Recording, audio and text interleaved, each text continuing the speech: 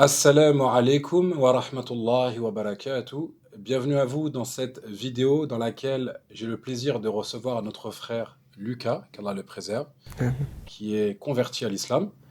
Dans cette vidéo, j'aurai le plaisir de lui poser des questions sur sa conversion, quelles sont les causes qui l'ont poussé à se convertir, et on abordera notamment la relation qu'il a avec ses parents, et on en profitera pour donner des conseils aux jeunes convertis, aux personnes qui viennent de se convertir, pour savoir quelle attitude adopter avec ses parents, comment leur expliquer ce choix et qu'ils comprennent cette décision, Inch'Allah. Apprendre l'islam facilement. Alhamdulillahi Rabbil Alamin, wassalatu wassalamu ala Rasulillah, wa ala alihi wa sahbihi ajma'in, amma ba'd. Comment vas-tu mon frère Lucas? Ça va, alhamdoulilah, ça va très bien. Barakallahu fik d'avoir accepté Ça va. cette interview, Avec cet plaisir, entretien. avec plaisir. Je suis honoré de te Moi recevoir aussi sur ma également. chaîne.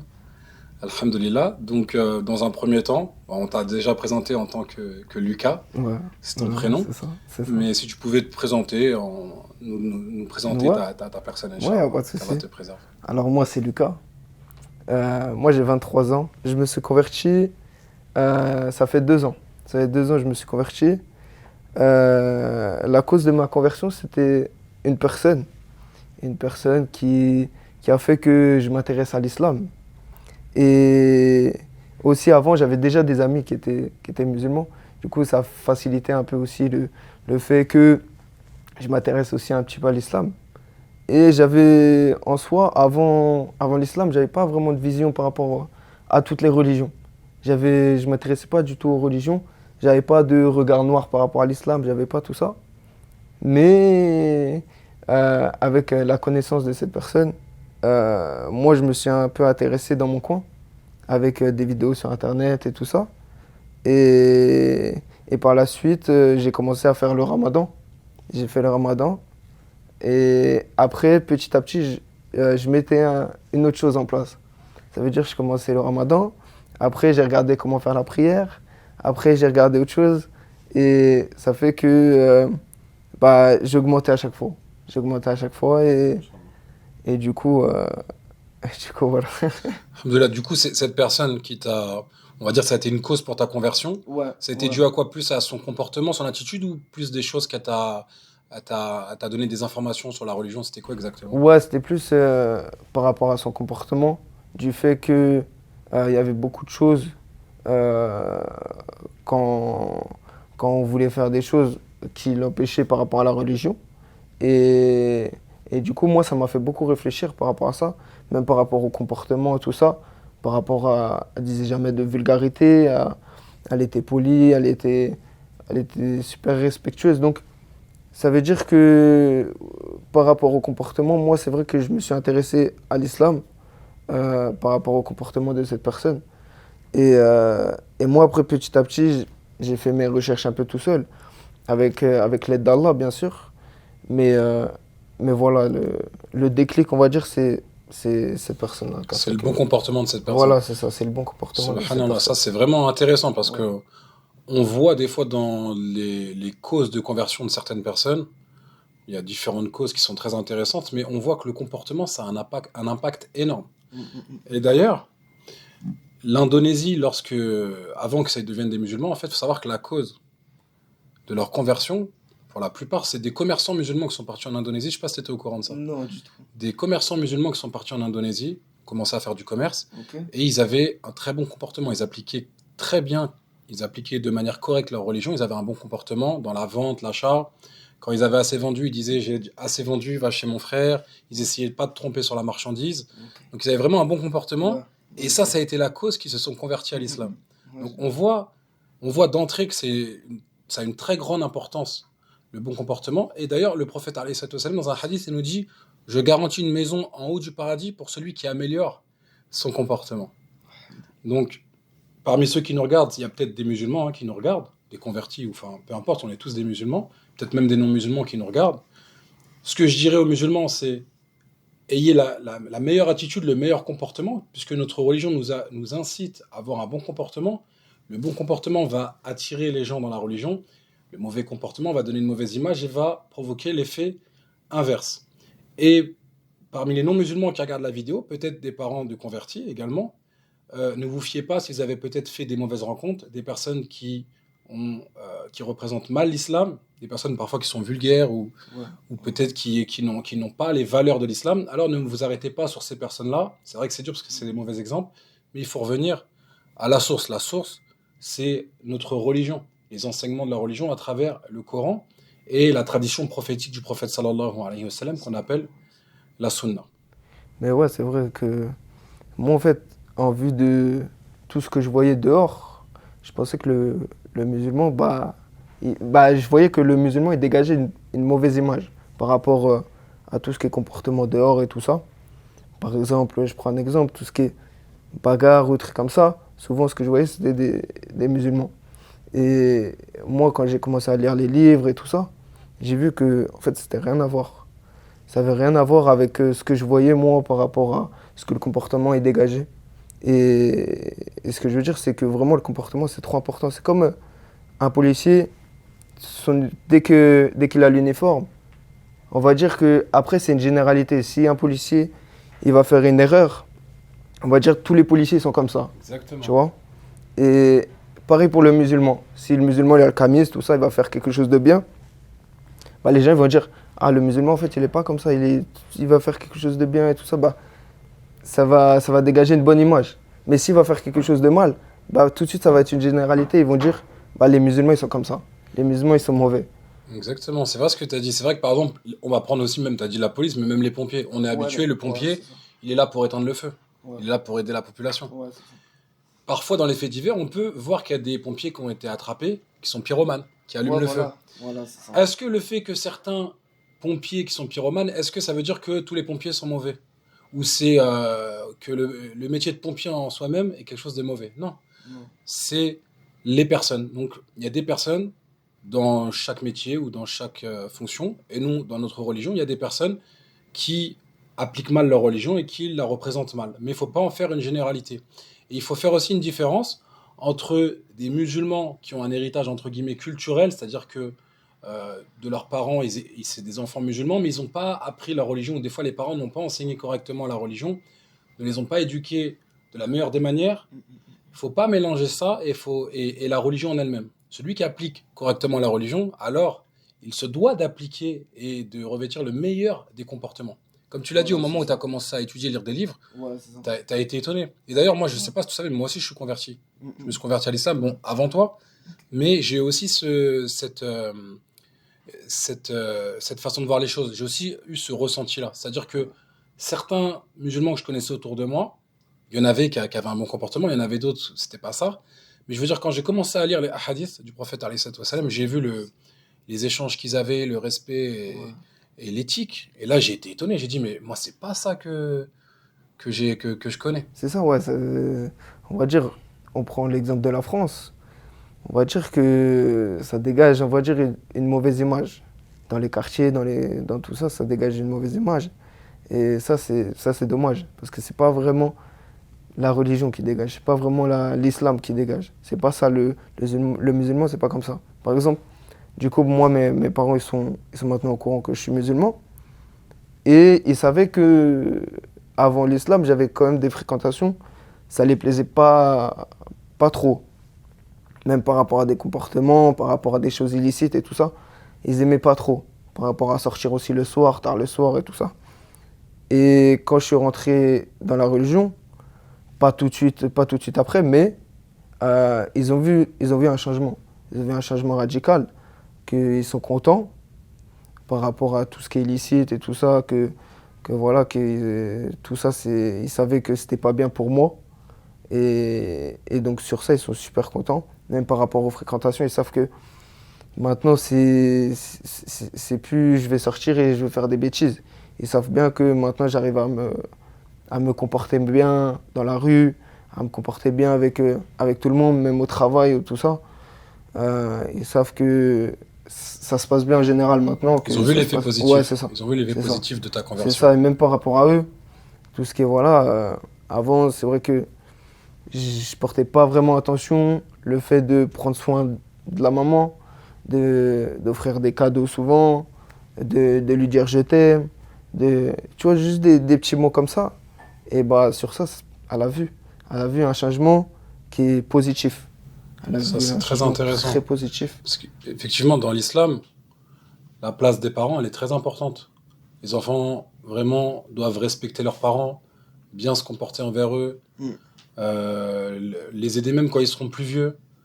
Donc ça, c'est vraiment des valeurs qu'on retrouve dans l'islam. Et ça fait plaisir de voir que justement, ils ont pu remarquer cette amélioration, car effectivement, là, on voit que ça a été une cause de ta pratique religieuse. Puisque l'islam, justement, elle incite à avoir le bon comportement envers les parents. Donc ça aussi, c'est un rappel pour les convertis, s'il y a des personnes qui se sont converties et que leurs parents ne sont pas musulmans. C'est pas parce que vos parents ne sont pas musulmans, ça veut dire qu'il faut avoir un mauvais comportement envers eux ou ne pas les respecter, etc. Bien au contraire. Il faut avoir le meilleur des comportements avec eux et les respecter. Bien entendu, nous, en tant que croyants et que pratiquant notre religion, il y a des choses qu'on ne peut pas faire. Des choses qu'on ne peut pas faire, comme par exemple manger certains aliments comme le porc ou boire de l'alcool ou certaines choses. Donc des fois, c'est vrai que c'est difficile à expliquer. Ouais, c'est sûr. Je me retrouve dans la même situation, mais avec pédagogie, avec respect, en expliquant aux parents nos convictions, le pourquoi du comment et pourquoi on le fait, en leur expliquant. Généralement, si on tombe sur des parents compréhensifs, généralement, ça se passe bien quand même. Ouais, c'est ça, c'est ça. Mais Mais- avant d'avancer plus sur la relation avec les parents, si ça te dérange pas, je voulais revenir au moment où tu t'es converti. C'est-à-dire le jour où tu t'es converti, si ça te dérange pas, je voulais savoir comment ça s'est passé. T'es parti à la mosquée, ton ami il t'a ramené à la mosquée, je voulais Mais savoir. en fait, ça s'est passé. Moi, je me suis reconverti tout seul. Dans D'accord. ma chambre, je me suis reconverti tout seul dans ma chambre. En fait, je me demandais comment on se convertissait à l'islam. Moi, je pensais que c'était compliqué, D'accord. comme le christianisme, où voilà, faut faire tout ce qui est baptême, tout ce qui est tout ça. Et l'islam, en fait, pas du tout. Il faut juste dire une parole avec sincérité, mais il y a juste une parole à dire. Et donc, moi, je l'ai dit. Et ensuite, après, moi, j'ai commencé à aller à la mosquée pour Jumu'ah. En fait, moi, j'habitais à 20 minutes de la mosquée. Toi, t'habites, tu peux rappeler vers quelle région Le t'es? Mans, Le j'habite Mans. Le Mans, dans le 72. Et en fait, j'habitais un petit peu hors trait du Mans. Du coup, c'était un petit peu en campagne. Du coup, c'était compliqué même pour moi, pour pratiquer la religion avec mes parents, parce que j'ai pas dit tout de suite. J'attendais le bon moment pour leur dire. Et, euh, et du coup, moi, j'allais pour Jumu'ah. Juste, j'allais à ce moment-là à la mosquée. Et petit à petit, des fois, j'y allais dans la semaine aussi. J'allais dans la semaine.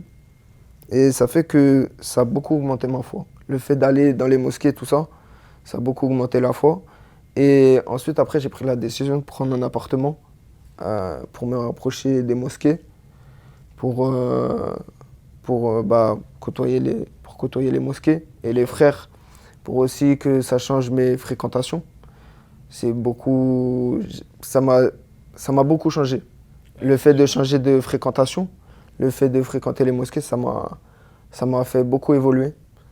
Et, euh, et du coup, moi, quand je suis parti de chez mes parents, ensuite, mes parents, ils ont été au courant.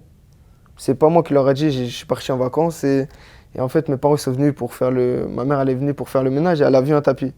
Donc au début, bah, elle était choquée. Elle était choquée, c'était pas facile au début. À penser que voilà, tout ce qui est voilà, radicalisation, tout Voilà ça. tout ce qu'on peut voir à la Ouais, télé, voilà, c'est enfin, ça. sur les chaînes en continu, Ouais, c'est quoi. ça. À D'accord. penser en fait à un truc mal. Et c'est au fur et à mesure qu'elle a vu que en fait, j'ai pas changé. Je suis toujours son fils, il y a pas de changement, ça y est, euh, je vais plus te voir, maintenant c'est que les mosquées, maintenant c'est que la religion. Non, au contraire, elle a vu que je me rapprochais encore plus d'elle, alors que j'habite plus loin. Et du coup, ça y a fait plaisir que, en fait, ça a pas changé. Elle Ça, reconnaît toujours son fils. ça, c'est très bien. Franchement, t'as eu. Il y a des gens qui t'ont conseillé, qui t'ont expliqué ou. Non, du tout. En fait, moi, ça s'est fait naturellement au début. Et après, bien sûr, en fréquentant les mosquées, en fréquentant des frères, voilà, dans la religion, ça fait que après, moi, j'ai demandé aussi conseil par rapport à tout ça. Et ils m'ont expliqué comment il fallait se comporter avec les parents. Donc moi, j'ai pris de ce qu'ils m'avaient dit Leurs conseils. pour les appliquer. Très bien. Et ensuite, après, bah, ça se fait naturellement. Après, ça se fait naturellement. Très bien, parce que c'est vrai que ça doit exister, hein. Des gens qui se convertissent et après ils coupent les ponts avec leurs parents, ils veulent plus leur parler, Ouais, etc. c'est ça. Ça, c'est une grave erreur. Moi, je vous dis, ceux qui regardent la vidéo, que ce soit des frères ou des sœurs, c'est une grave erreur. L'islam elle n'appelle pas du tout à ça. Lorsqu'on se convertit, on devient musulman, même si les parents sont pas musulmans, ça reste nos parents. Ils nous ont éduqués, ils nous ont élevés, ils nous ont nourris, ils nous ont logés. Et l'islam, justement, elle appelle, je le redis, je le répète, elle appelle à garder les liens de parenté. Donc ça, c'est très très important. Avoir le comportement, garder ces liens de parenté. Même si c'est pas un lien physique, par exemple quelqu'un qui habite loin de ses parents, mais au moins de les appeler régulièrement, de leur donner des nouvelles, de prendre des nouvelles, de les rassurer. Donc celui qui couperait les ponts en pensant que ses parents ne sont pas musulmans et ne leur parle plus, il a vraiment pas compris. Il a vraiment pas compris cet aspect de la religion. Et je voulais aussi revenir sur une chose que tu as dit, parce qu'il y a peut-être des gens qui ne savent pas. Quand tu as parlé de paroles à prononcer, alors en effet, lorsque quelqu'un veut se convertir à l'islam, c'est vraiment très simple. Il n'y a pas forcément besoin d'aller à la mosquée, donc c'est vrai que souvent des gens ils vont à la mosquée comme ça, l'imam il peut leur faire répéter. Mais en réalité, si tu prononces cette parole qu'on appelle la double attestation, alors je vais la dire en arabe, mais je vais l'expliquer après en français, c'est lorsqu'on dit Ashhadu an la ilaha illallah wa ashhadu anna Muhammadan Rasulullah. Dans une traduction relative, la première partie de cette double attestation signifie « J'atteste qu'il n'y a aucune divinité qui mérite l'adoration, sauf Allah ». C'est-à-dire, toute entité, toute personne, toute statue qui serait adorée, on nie, ils n'ont pas le droit d'être adorés. C'est une négation totale. Donc tout ce qui est adoré en dehors d'Allah, ça ne mérite pas l'adoration. On peut voir dans certains pays, mais ils adorent la vache, par exemple. Dans certains pays, ils adorent des statues. Dans certains pays, ils adorent même des morts. Dans certains pays, ils adorent des prophètes. Donc c'est une négation totale, interdiction ils ne méritent pas l'adoration, sauf Allah. Et ensuite, c'est une affirmation, la deuxième partie de cette phrase. De cette phrase. Donc sauf Allah, qui est le seul qui mérite l'adoration. Donc ça, c'est la première partie, c'est la première attestation. Et la deuxième attestation... La deuxième partie de cette double attestation signifie « Et j'atteste que Mohammed est le messager d'Allah ». Sallallahu alayhi wa sallam. Donc Mohammed est le dernier des prophètes. Et une chose importante, c'est que dans l'islam, on reconnaît tous les prophètes. Donc on reconnaît Jésus, on reconnaît Moïse. Donc Jésus en arabe, on dit Isa. Et Moïse en arabe, on dit Moussa. Mais tous les prophètes, on les reconnaît. On les reconnaît et nous avons comme conviction que tous les prophètes d'avant ont été envoyés à des communautés avec le même message principal qui est le fait d'adorer uniquement Allah Ta'ala, c'est-à-dire que aucune divinité ne mérite l'adoration sauf Allah Ta'ala. Et ils sont venus, chaque prophète est venu avec ce même message à différentes communautés et avec des livres, c'est-à-dire des législations parfois qui sont différentes. Et le dernier de ces prophètes, le sceau de la prophétie, c'est le prophète Mohammed sallallahu alayhi wa sallam. Allah Ta'ala est le seul et l'unique créateur, le Seigneur de l'univers. C'est lui qui a envoyé l'ensemble des messagers, l'ensemble des prophètes. Et c'est lui qui a envoyé tous les livres, tels que l'Évangile, la Torah et le dernier des livres, le noble Coran. Il n'y a pas différents dieux pour chaque religion. C'est un seul et même créateur, le seul qui mérite l'adoration, le seul qui possède les noms et les attributs parfaits. Donc en vérité, nous, quand on s'est convertis, parce que même moi, avant, j'étais chrétien, avant que je me convertisse, en vérité, on suit le dernier des prophètes. Et lorsqu'on se convertit, on reconnaît Jésus. On reconnaît aussi sa mère, Mariam, qui a eu l'enfant sans être mariée. C'est Allah Ta'ala qui a fait qu'elle a donné naissance à Jésus, à Isa, alayhi salam. Donc voilà, c'était pour faire un bref résumé, parce qu'il y a peut-être des gens qui vont regarder et qui ne connaissent pas justement cette parole. Donc bien entendu, cette parole, elle a des conditions. On doit la dire avec connaissance de son sens, avec sincérité. Il y a d'autres conditions encore. Et en parlant de ça, je voulais savoir si toi, avant, tu as dit que tu n'avais pas de mauvaise image particulièrement d'islam, mais est-ce que tu avais une religion quand même ou tu n'avais pas forcément... Non, j'étais un peu, on va dire, comme mes parents ils se considèrent. Chrétien, mais non pratiquant. D'accord. En fait, même moi, je me considérais vraiment pas comme chrétien. Je me considérais plus comme athée, mais pas vraiment, parce que je me posais toujours la question, voilà, qui a créé, c'est pas possible, ça s'est pas créé tout seul, les animaux, toutes ces choses qu'Allah il a créées. Bah, quand tu es athée, tu te poses des questions quand même. Tu cogites. En fait, t'es pas croyant, mais tu penses qu'il y a quelqu'un qui a créé quand même. Ça s'est Exactement. pas fait tout seul. En fait, on a une raison. L'être humain, il a une raison. Donc, il raisonne, il réfléchit. Ça, je pense, c'est souvent la première étape. La première étape, c'est de se dire, est-ce que je suis arrivé là comme ça par hasard? Donc, soit on a été créé à partir de rien. Donc, il n'y avait rien et d'un coup, on a été créé à partir de rien. Donc, c'est pas convaincant comme explication. Ou soit on s'est créé tout seul. Donc, dans les deux, il y a un problème. Les deux, c'est pas convaincant. Ou alors, on accepte la réalité, c'est qu'on a été créé par un Seigneur, par un Dieu. Ça, c'est la première étape, on va dire. Parce que quand on réfléchit, quand on voit les cieux, la terre, tout est parfait, l'oxygène pour qu'on respire, les animaux pour qu'on puisse se nourrir de certains, les plantes, la cultivation, le corps humain, comment il est fait parfaitement, la vision, etc. On peut pas se dire que ça a été fait de manière hasardeuse ou que ça s'est fait tout seul, etc. De la même manière que quelqu'un qui va rentrer, par exemple, il va rentrer dans un restaurant, il va trouver une belle table bien garnie, avec des couverts, des assiettes, tout est bien disposé, et on lui dit non, ça s'est fait tout seul, en fait, il y a eu une tempête, tout s'est renversé, ça a fait cette belle table. Est-ce qu'on va y croire? Non, Est-ce que quelqu'un de sensé, de logique, il peut croire à ça? Non, on peut pas y croire. C'est impossible. Comme ce fauteuil, c'est quelqu'un qui l'a Comme créé. ce fauteuil, comme cette lampe. Cette lampe. Ça peut pas arriver tout seul. Donc, si on n'arrive pas à y croire pour une chose, une chose petite comme une table ou une lampe, alors que dire de quelque chose de beaucoup plus grand, de beaucoup plus immense, qui est la création des cieux et de la terre, la planète, le soleil, les êtres humains, les animaux, la faculté de réfléchir, de parler, de voir, d'entendre, de communiquer, de fabriquer des choses avec ses mains. Donc, ça, on va dire, c'est la première étape. Une fois qu'on reconnaît qu'il y a un créateur, maintenant, la deuxième étape, c'est de choisir la vraie religion. La vraie religion. Donc, on va dire que les religions, de manière globale, elles vont se diviser en deux catégories. Il y a les religions qui ont été inventées par des hommes, comme le bouddhisme, d'autres religions, comme ça, qui ont été inventées par une personne et ça a fait un courant spirituel ou une religion, comme cela. Et il y a les religions qui émanent d'un livre.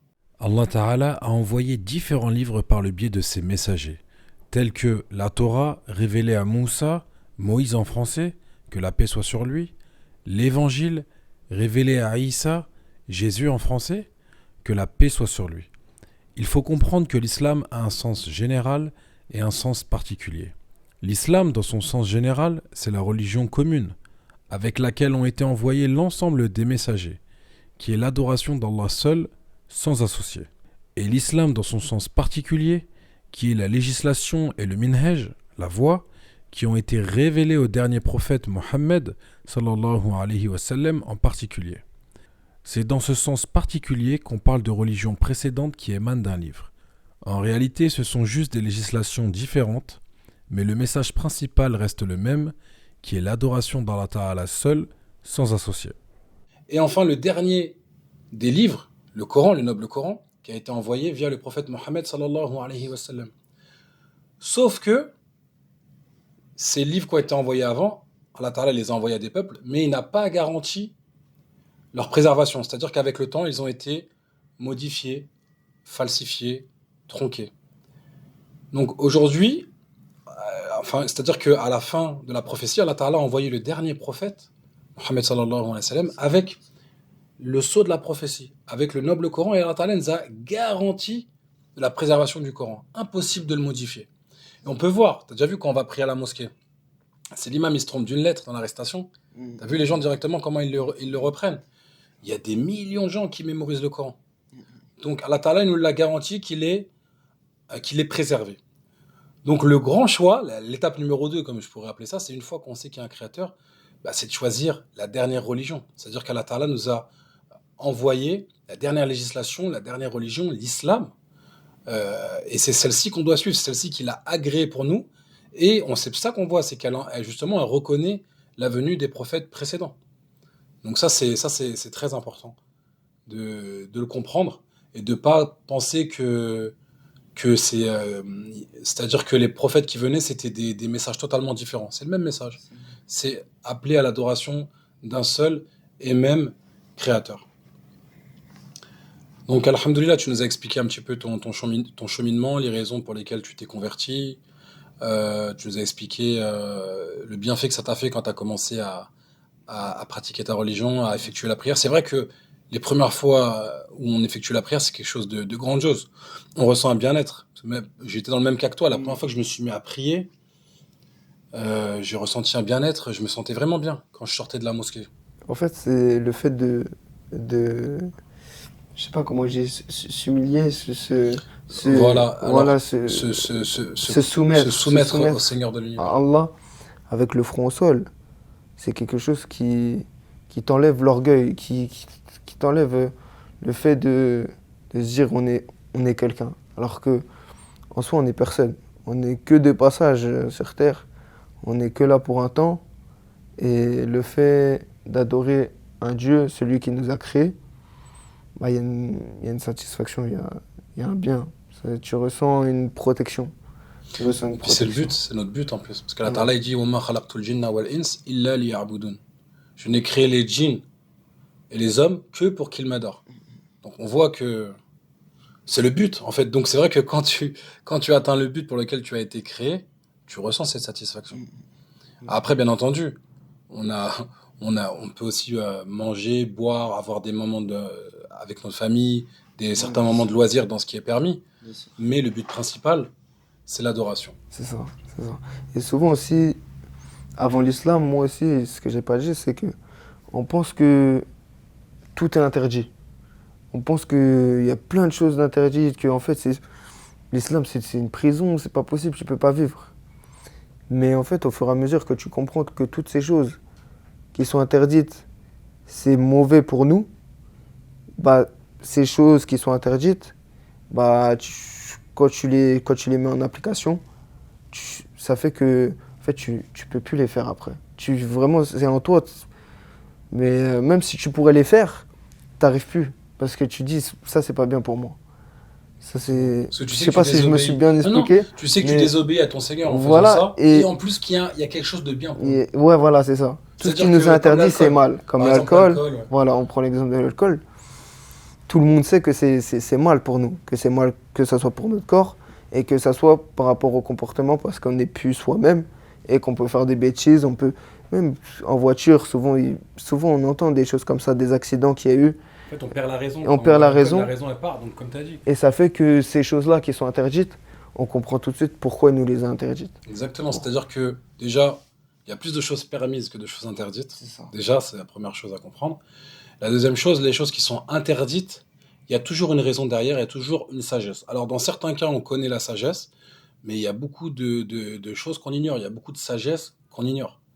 Et parfois, même la première sagesse, c'est Allah Ta'ala nous éprouve en distinguant celui qui va obéir, celui qui va désobéir. C'est vrai que il y a parfois la raison elle est évidente, comme on l'a cité pour l'alcool. Parfois, il y a d'autres raisons. On ignore la sagesse, mais il y en a toujours une. C'est ça qu'il faut savoir, c'est qu'il y a toujours une sagesse et il y a un bien pour les serviteurs. Allah Ta'ala, lorsqu'il nous ordonne de faire quelque chose ou lorsqu'il nous interdit de faire quelque chose, il y a forcément une sagesse. C'est ça. Et bah, du coup, Inch'Allah, si on peut, maintenant on a évoqué ces différentes choses qui étaient très intéressantes, bah, si on peut justement voir par rapport, comme tu avais commencé à citer la relation que tu as avec tes parents, du coup, à la suite, quand tu as pris ton appartement, que tu as gardé ce bon contact avec eux, que tu leur as fait comprendre que tu seras toujours leur fils, que... Ouais, bah en fait, moi du coup, après tout ce cheminement, ça fait que ça a beaucoup simplifié. Ça fait que mes parents, maintenant, il n'y a pas de souci. Dès que je vais chez eux, ils m'achètent de la viande halal, tout ça. Ça fait que tout ce qui est aussi les fêtes, qu'ils comprennent que bah, c'est plus vraiment les fêtes que je dois faire avec eux.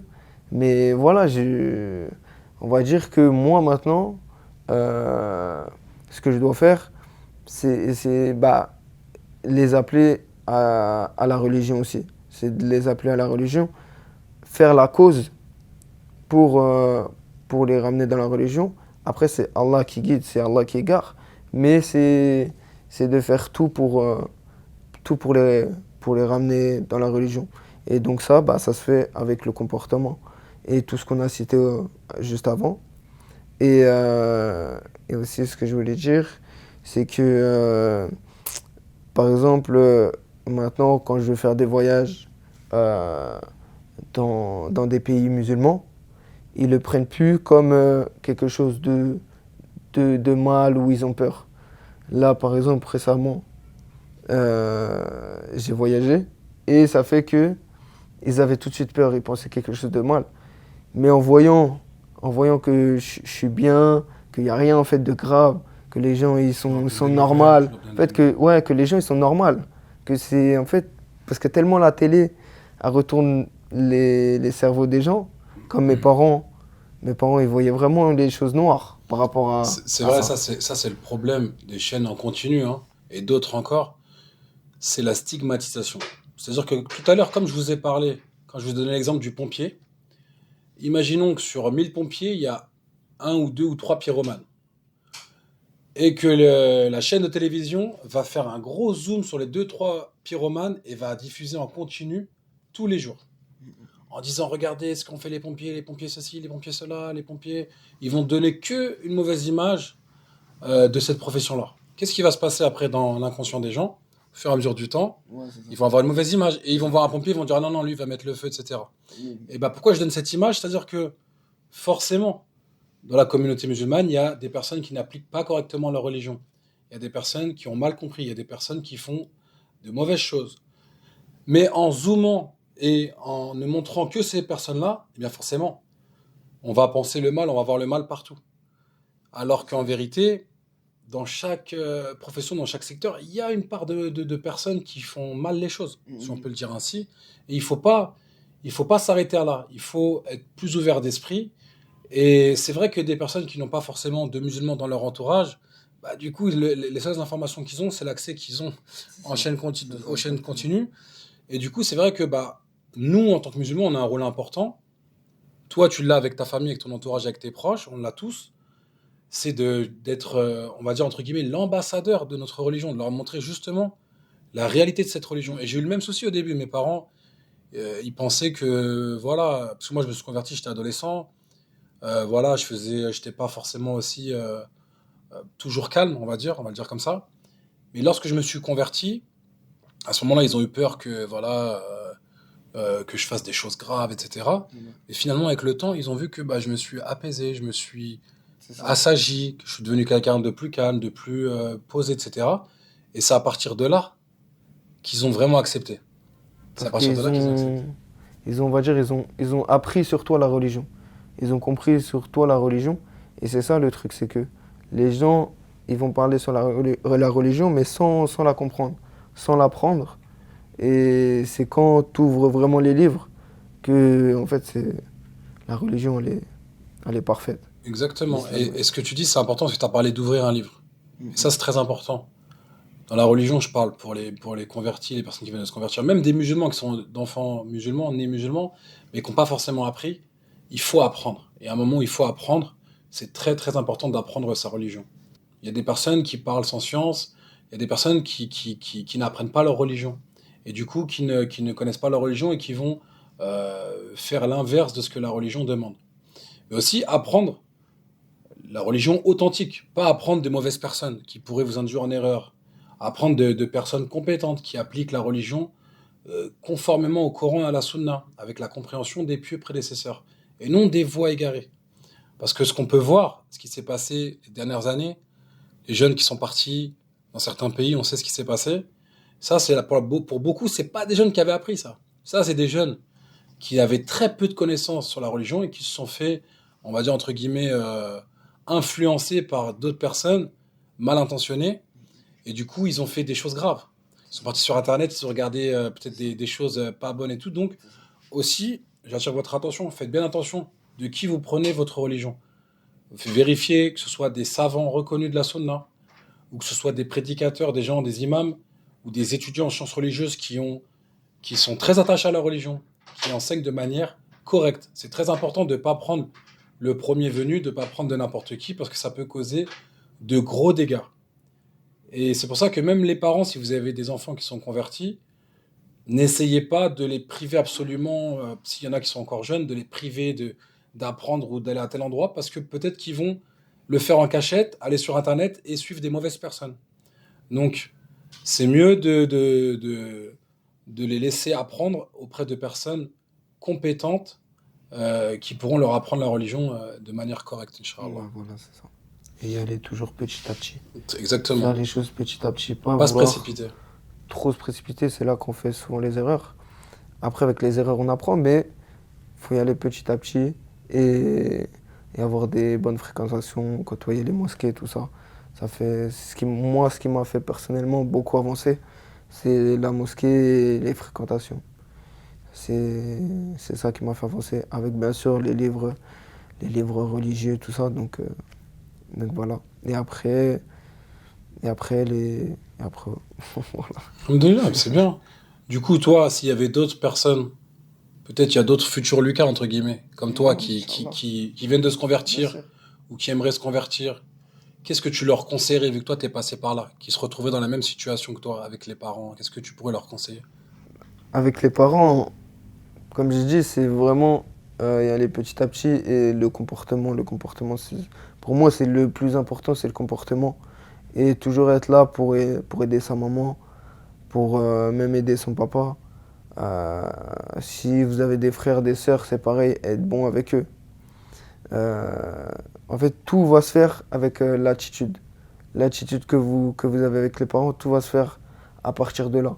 Si, si vous vous convertissez et que vous avez un comportement mauvais, bah, tout de suite, ils vont dire bah, c'est l'islam qui a fait qu'ils ont un comportement mauvais. Donc, ils vont avoir une mauvaise image et ils voudront que vous sortez de cette religion. Mais si, au contraire, vous apportez que du bien, que des choses bien, vous avez un travail, vous gérez tout seul, enfin, vous êtes débrouillard et vous aidez vos parents.